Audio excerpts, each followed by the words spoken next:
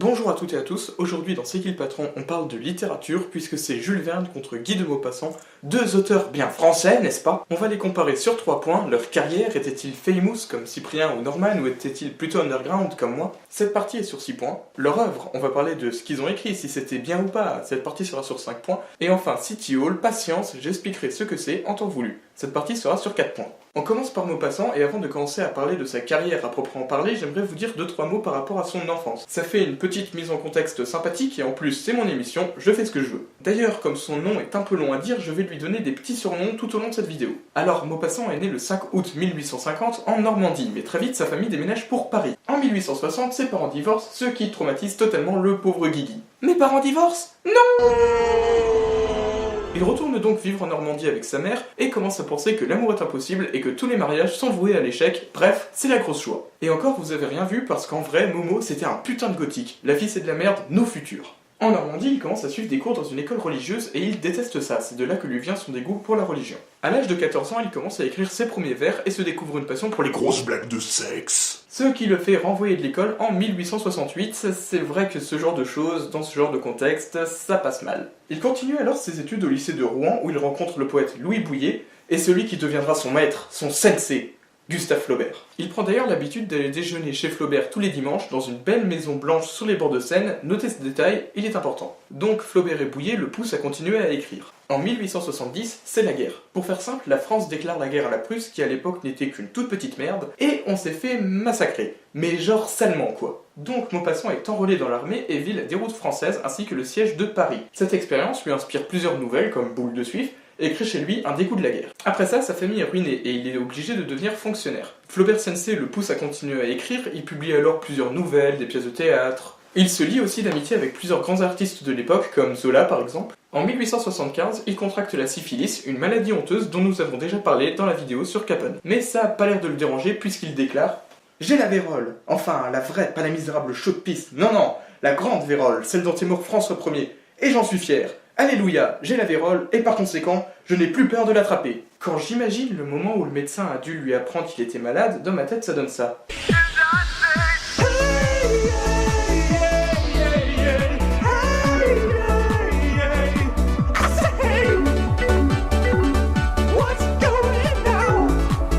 L'une des grosses passions dans la vie de Momo, c'était de faire du canoë sur la Seine. Ça lui permettait de sortir, de voir des amis, de s'aérer, d'oublier ses problèmes, mais surtout de pécho. De beaucoup pécho.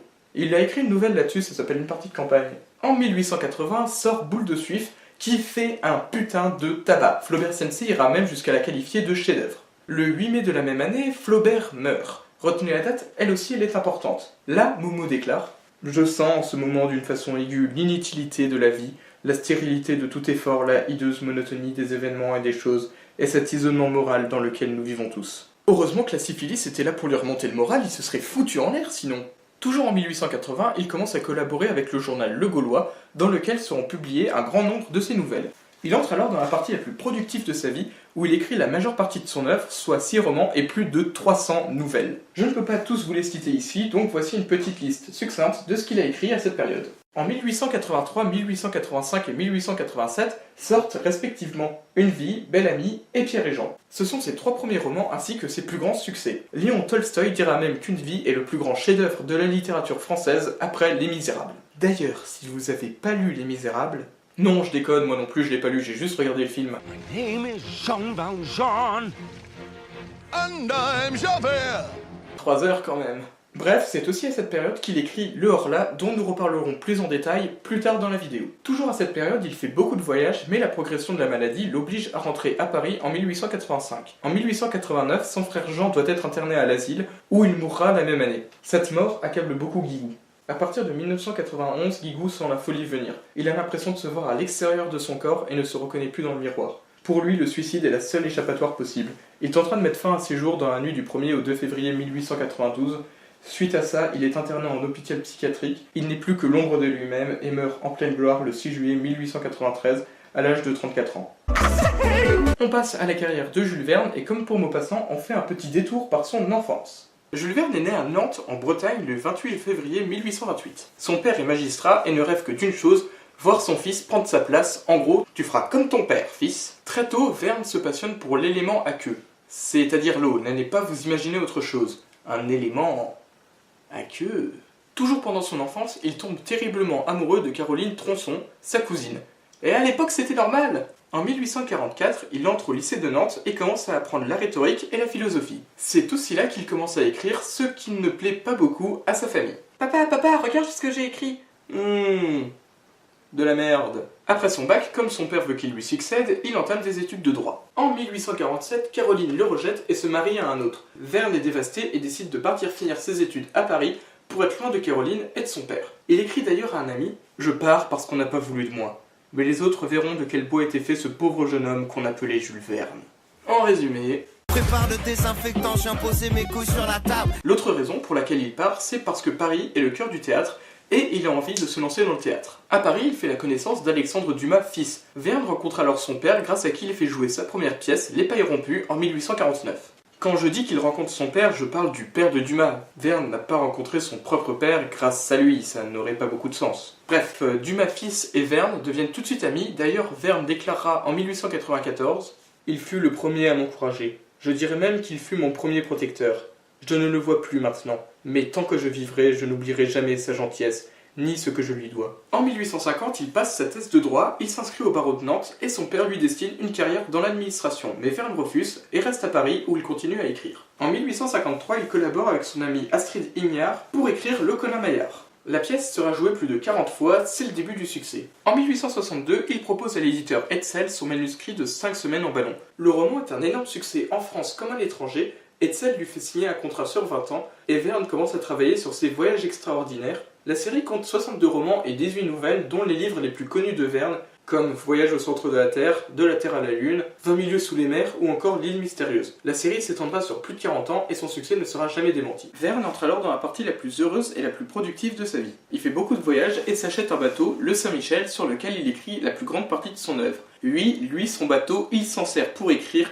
Il est professionnel, lui. Mais en 1886 ou 1887, un drame se produit. Un jeune homme, sûrement l'un de ses neveux, lui tire 2 balles de revolver dans la poitrine. À partir de ce moment, Verne arrête les voyages et prend très au sérieux sa place de conseiller municipal de la ville d'Amiens. Il était inscrit sur une liste républicaine radicale socialiste, mais sans grande conviction puisqu'il a toujours été monarchiste. A noter que Verne était aussi anti-Dreyfusard. Pour ceux qui n'ont jamais entendu parler de l'affaire Dreyfus, petit aparté. Comme on l'a vu plus tôt, en 1870, la France a perdu la guerre contre la Prusse qui, à l'époque, n'était qu'une petite merde. Comme personne ne comprenait comment est-ce que la France s'était fait pougner par la Prusse, on a cherché un responsable et les autorités militaires ont décidé que si on avait perdu, c'était à cause de Dreyfus, un général de l'armée française, juif. Comme à l'époque l'antisémitisme allait de bon train, Dreyfus est condamné au bagne. Cette affaire a divisé la France en deux avec d'un côté les Dreyfusards, ceux qui défendaient Dreyfus, comme Zola, et de l'autre ceux qui pensaient que Dreyfus était coupable, appelés les anti-Dreyfusards. Des années plus tard, on s'est rendu compte que Dreyfus était en fait innocent et que la justice française a commis l'une des plus grosses erreurs de son histoire.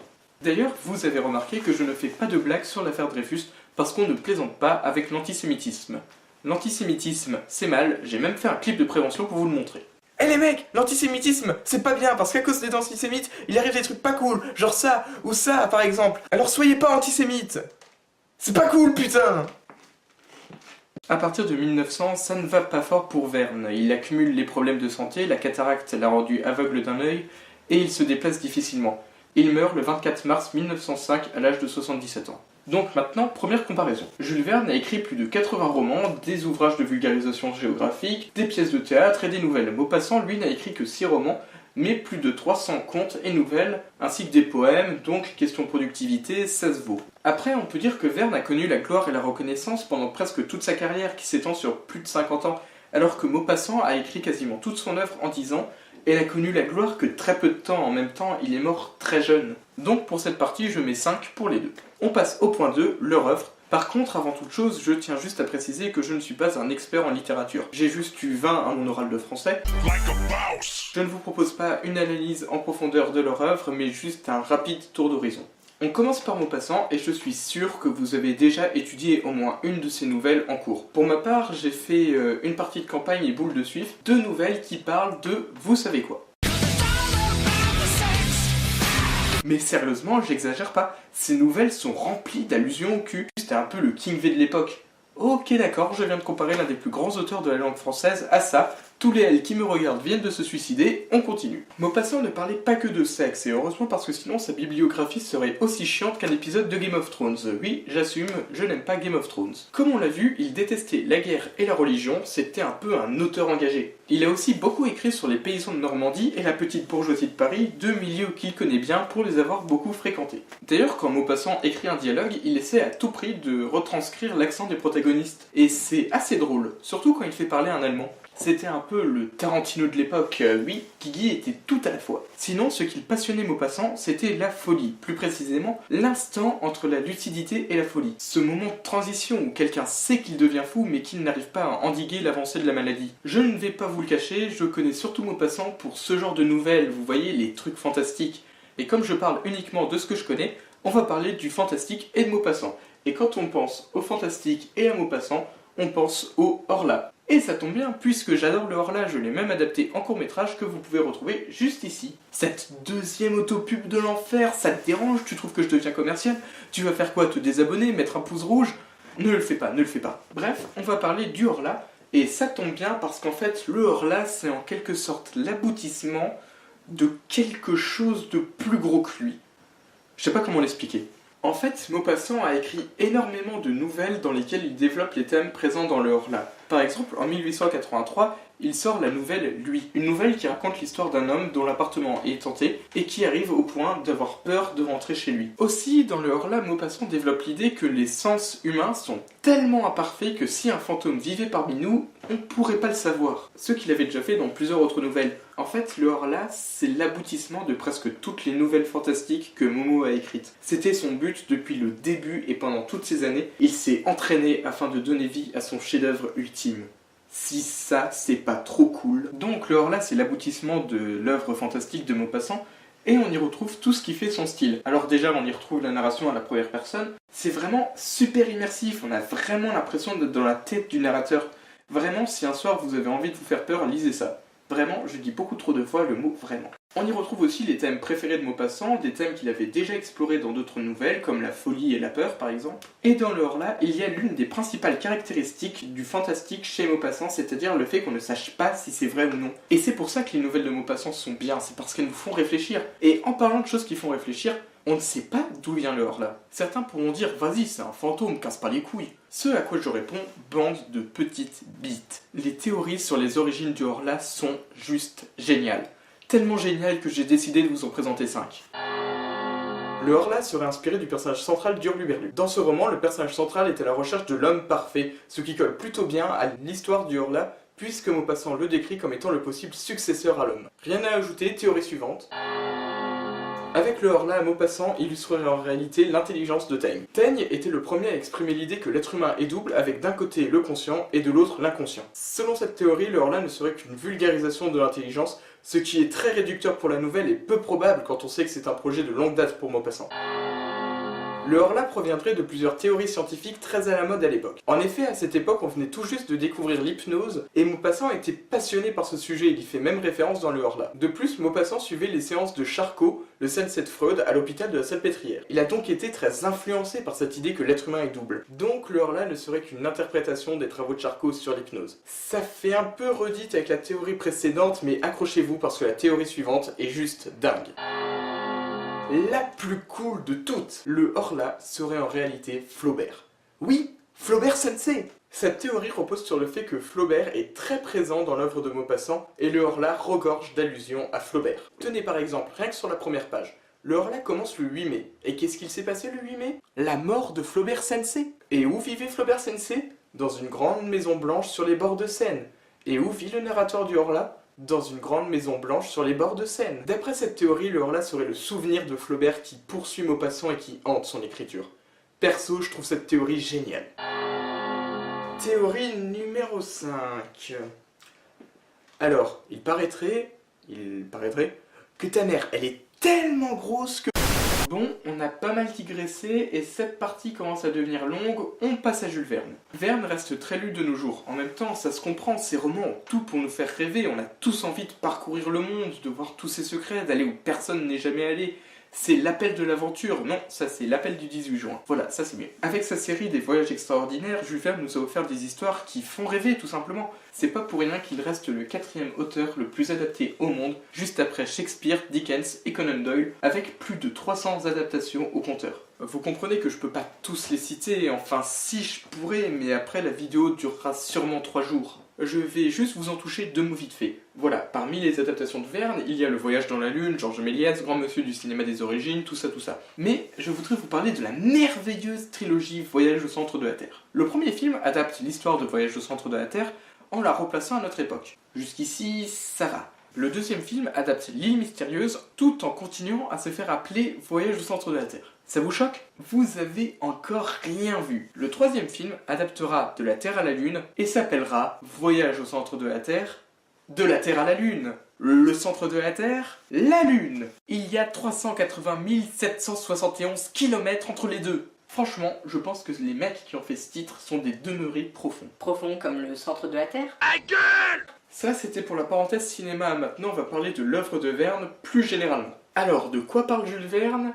De science. Bon, ok, ça, vous aviez pas besoin de moi pour le savoir, mais le truc avec la science, c'est que ça évolue très vite. Et des choses que l'on croyait vraies à l'époque se sont avérées comme étant fausses. Et l'œuvre de Jules Verne est pleine de ces choses-là. Allez, je ne résiste pas à l'envie de vous faire un petit top 3 des erreurs scientifiques de l'œuvre de Jules Verne. Oui, on fait beaucoup de top aujourd'hui, mais que voulez-vous? Les tops, c'est top. Excellent. Numéro 3. On peut aller au centre de la Terre. En gros, Verne nous dit qu'au début, la Terre n'était qu'une sorte de grosse boule de lave, mais qu'avec le temps, elle s'est refroidie pour former la croûte terrestre. Et qu'avec le temps, le centre de la Terre aussi s'est refroidi. Donc c'est bon, on peut y aller? Ah, c'est ce qu'on a longtemps cru avant que Wegener débarque avec sa tectonique des plaques. Numéro 2, la descente aux abysses. Dans 20 milieux sous les mers, les personnages descendent à une distance de 16 000 mètres sous la surface de la mer. Sauf que c'est pas possible. Déjà parce que le point le plus profond sur Terre est à 9 000 mètres de profondeur, mais aussi parce qu'ils font la descente avec les panneaux ouverts. Les vitres devraient alors supporter une pression de 160 000 tonnes, soit le poids de 2 paquebots répartis sur 10 mètres carrés. Pas très crédible. Numéro 1, l'amortisseur à eau. Il est pas mal celui-là aussi. Dans De la Terre à la Lune, Jules Verne nous présente le principe d'un amortisseur à eau placé dans le culot de l'obus. Cet amortisseur aurait pour but de diminuer les forces de poussée ressenties par les personnages lors du décollage de l'appareil. Sauf que ça marche pas. Lors du décollage, les personnages recevront une force 6 millions de fois supérieure à la gravité terrestre. Les personnages seront pour ainsi dire liquéfiés. Voilà. Bon, ça c'était surtout pour pinailler, ce genre d'erreur n'influence pas la qualité de son œuvre. Sinon, il n'a pas que écrit des trucs scientifiques, il s'est aussi essayé à d'autres genres, comme le fantastique, avec Le Château des Carpates par exemple, qui est plutôt cool.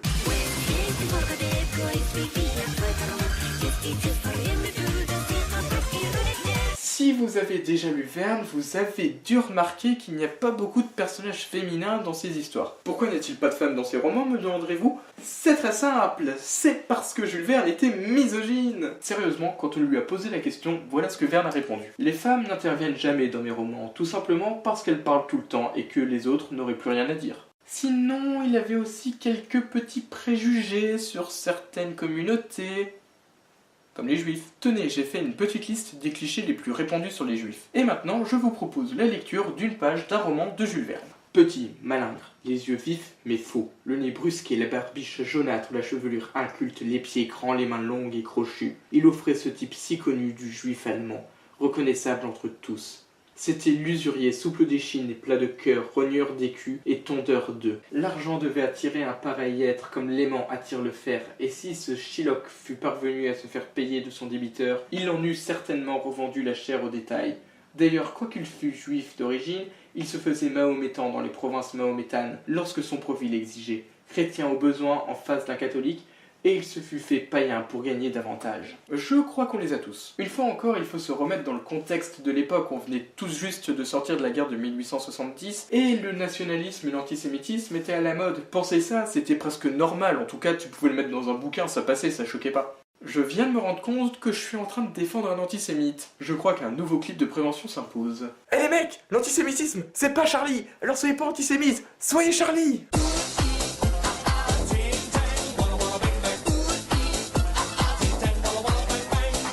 Même s'il était antisémite et misogyne, Verne reste un très bon auteur. Si vous aimez lire ou que vous avez envie de vous mettre à la lecture, je vous recommande ses livres. Bon, je pense avoir tout dit sur leur œuvre, donc on passe à la comparaison.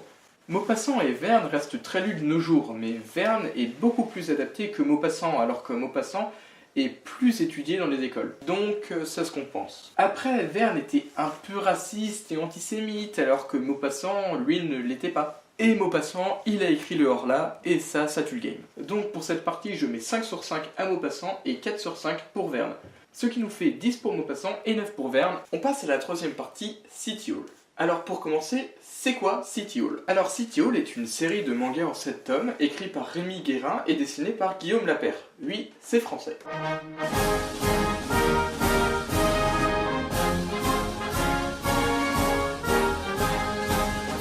En gros, l'histoire se passe dans un univers steampunk dans lequel tout ce que vous écrivez sur du papier prend vie. Pour éviter que cela cause des problèmes, le gouvernement a fait disparaître toute trace du papier. Sauf qu'un jour, un attentat est commis à l'aide du papier et le maire de City Hall décide de confier l'enquête à Jules Verne. Franchement, si vous aimez lire ou si vous aimez les mangas, lisez City Hall. C'est l'un des meilleurs mangas que j'ai lu de ma vie. Merci Ankama. Placement de produit, rends l'argent aux abonnés. Jamais!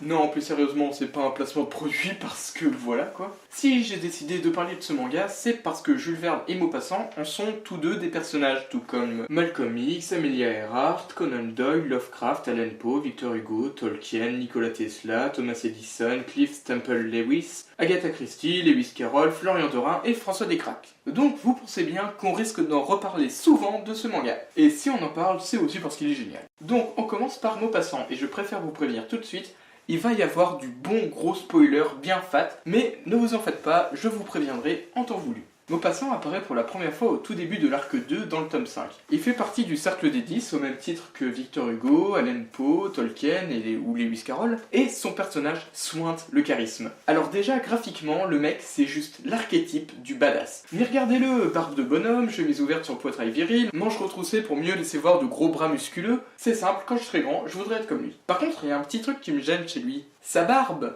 Un truc qu'il faut savoir sur Maupassant, c'est qu'il était très fier de sa moustache. Il lui a même écrit une nouvelle. Si, je vous jure, ça s'appelle La Moustache, lisez-la, elle est assez drôle. Dans cette nouvelle, il dit qu'il kiffe sa moustache et que pour lui, la barbe fait négliger. C'est pour ça que j'aurais préféré qu'il ait une moustache et pas une barbe. Non, pas ce genre de moustache. Mais bon, ça c'est surtout pour pinailler et en vrai je m'en fiche. Sinon, un autre truc qui fait qu'il chie le swag, c'est son papercut. Ah oui, un papercut c'est un monstre de papier que créent les bons écrivains lorsqu'ils écrivent. Ils s'en servent pour se battre, mais pas que. Par exemple, Le Monde à l'envers est un immense papercut dans lequel vit Lewis Carroll. Donc le papercut de Maupassant, c'est le Horla. Bon, déjà vous savez que je kiffe le Horla de base, mais là il en impose. Le Horla n'est pas qu'un simple papercut. Le Horla est tellement puissant qu'il peut rendre fou les gens contre qui il se bat. Et je parle pas des papercuts, hein. C'est un peu comme si un Pokémon avait le pouvoir d'attaquer directement le dresseur adverse. Pikachu, attaque éclair.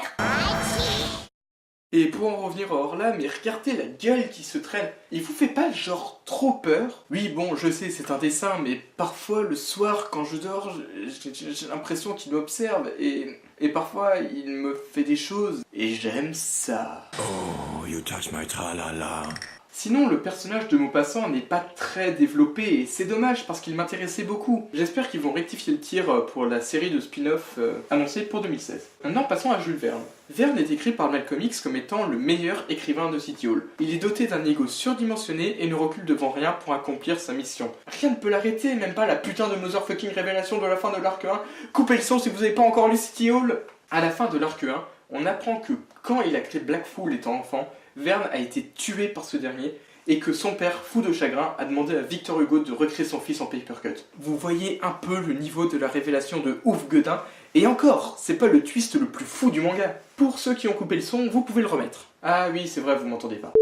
Ce que j'aime par-dessus tout chez ce personnage, c'est sa détermination. Il passe par toutes les épreuves possibles et imaginables et il les surmonte toutes une à une grâce à sa détermination et à sa persévérance. Le monde entier est contre lui, mais il s'en fout. Il continue d'avancer quoi qu'il arrive. Et ça, c'est beau. Sinon, là où le personnage de Verne est un peu faible, c'est au niveau de son papercut. Maupassant avait le Horla et Verne n'a personne. Bon, si dans le tome 5 il crée le Nautilus pour pouvoir aller sous l'eau, voilà génial. Sinon, pour se battre, il utilise une sorte de robot géant Transformers de Michael B. Fauquier, mais bon, je ne vais pas trop critiquer le robot géant Transformers Michael B. Fauquier, parce que dans le tome 5, vite coupez le son, Verne se bat contre Maupassant et donc contre le Horla, et il gagne. Le robot géant Michael B. Fauquier bat le Horla. Et encore, c'est pas la seule personne qu'il bat. Par exemple, dans le combat final, Vern bat Cthulhu, le Cthulhu. Pour ceux qui ne savent pas qui est Cthulhu, c'est un dieu dans l'univers de Lovecraft. En gros, ce qui le caractérise, c'est qu'il est tellement parfait et tellement génial que tu ne pourras jamais l'imaginer. Qu'importe la manière dont tu l'imagines, il est forcément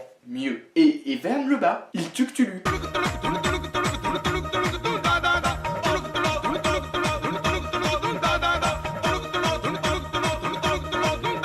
Quand je vous dis que ce mec est badass, donc maintenant, on passe à la dernière comparaison. Ah oui, j'oubliais.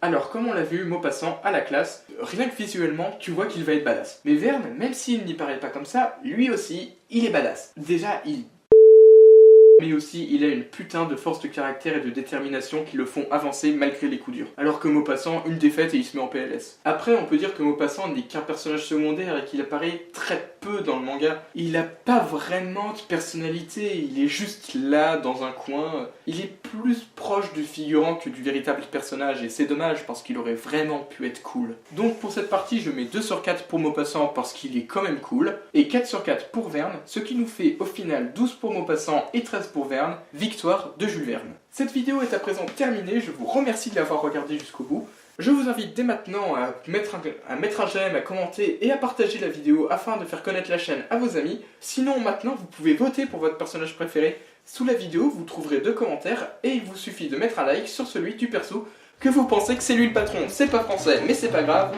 Nous on se retrouve très bientôt pour de nouvelles vidéos. D'ici là portez-vous bien, salut!